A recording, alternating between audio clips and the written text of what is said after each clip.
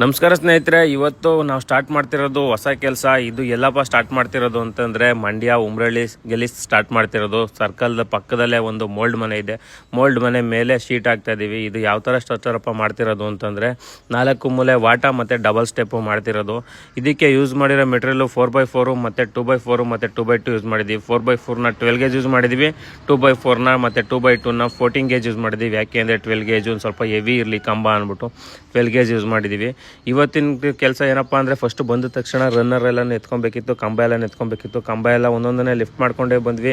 ಲಿಫ್ಟೆಲ್ಲ ಆದಮೇಲೆ ಇವತ್ತು ಪ್ಲೇಟ್ ಹೊಡ್ಕೊಂಡು ಆ್ಯಂಕರ್ ಬೋಲ್ಟ್ ಹೊಡ್ಕೊಂಡು ಪ್ಲೇಟೆಲ್ಲ ಆದಮೇಲೆ ಪಿಲ್ಲರ್ನು ನಿಲ್ಲಿಸ್ಕೊಂಡು ಮತ್ತು ರನ್ನರ್ನು ಹಾಕಬೇಕಿತ್ತು. ಹಂಗಾಗಿ ಕಂಬ ಎಲ್ಲ ನಿಲ್ಲಿಸ್ಕೊಂಡು ಇವತ್ತು ರನ್ನರ್ ಹಾಕೋಕ್ಕೆ ಸ್ಟಾರ್ಟ್ ಮಾಡ್ಕೊಂಡ್ವಿ. ಪೂರ್ತಿ ರನ್ನರೆಲ್ಲ ಹಾಕ್ಕೊಂಡ್ವಿ. ಇವತ್ತು ಇಷ್ಟು ರನ್ನರ್ ಕೆಲಸ ಆಗಿದೆ. ನಾಳೆ ಇನ್ನೂ ಸ್ವಲ್ಪ ಕೆಲಸ ಮಾಡಬೇಕು. ಡಬಲ್ ಸ್ಟೆಪ್ಗೆ ಸ್ಟೆಪ್ ಮಾಡ್ಕೊಬೇಕು. ಹಂಗಾಗಿ ಸಿಗೋಣ ನೆಕ್ಸ್ಟ್ ವೀಡಿಯೋದಲ್ಲಿ. ಓಕೆ ಫ್ರೆಂಡ್ಸ್, ಬಾಯ್.